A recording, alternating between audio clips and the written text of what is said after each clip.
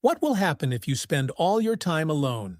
If a person spends almost all their time alone, it doesn't trigger just one effect. The body and brain adapt to new conditions, just like they adapt to night shifts, long stress, or a life with little movement. Being alone can be helpful.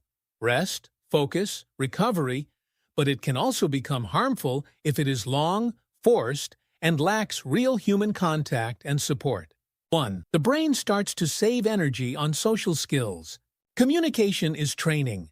When it almost disappears, the brain activates the systems for reading facial expressions, tone of voice, and fast dialogue responses less often. After weeks or months, it may feel harder to keep a conversation going. Awkwardness increases, and a person may think, "I'm not the same as before." This isn't a breakdown. It's the brain's habit. If a skill isn't used, it weakens. The good news is that it can return when contact comes back gradually. 2. The alarm system changes. Humans survived in groups, so for the brain, long isolation can resemble a danger signal. I'm alone. Help isn't near. For some people, it shows up as body tension, a faster heartbeat, irritability. For others, it's the opposite, numbness and a low-power mode, where there's not enough energy for anything. Both reactions are the body trying to adapt. 3. Sleep and the sense of time can drift.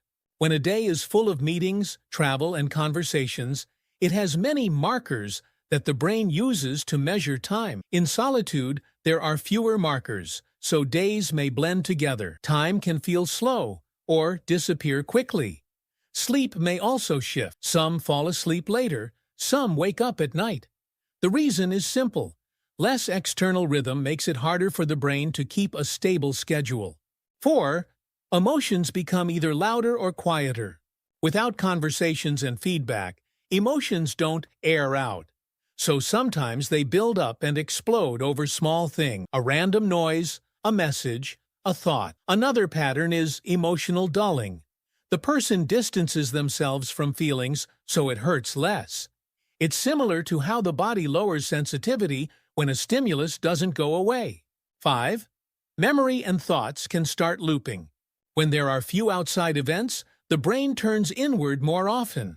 Past talks, mistakes, imagined scenarios. This creates mental rewind. It can help with analysis and creativity.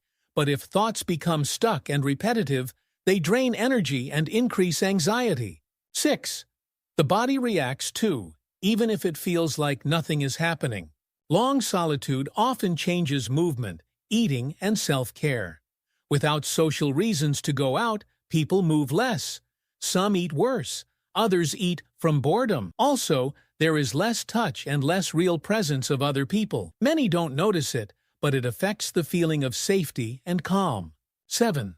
But solitude can also be a resource. When a person chooses to be alone and feels in control, it can help to organize thought, recover energy, learn self-regulation, understand personal needs better. The key difference: solitude by choice usually doesn't harm, while isolation as a trap is risky. What most often breaks people in long solitude?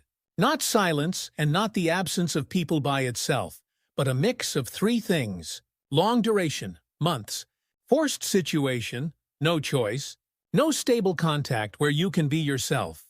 How the brain returns to normal. Recovery is like stepping out of a dark room into daylight.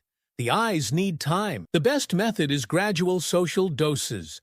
Short conversations, simple meetings, walks in places with people but without pressure. It's important not to demand being like before immediately. The brain catches up if it gets regularity and safety. What do you think about this? Write your thoughts in the comments.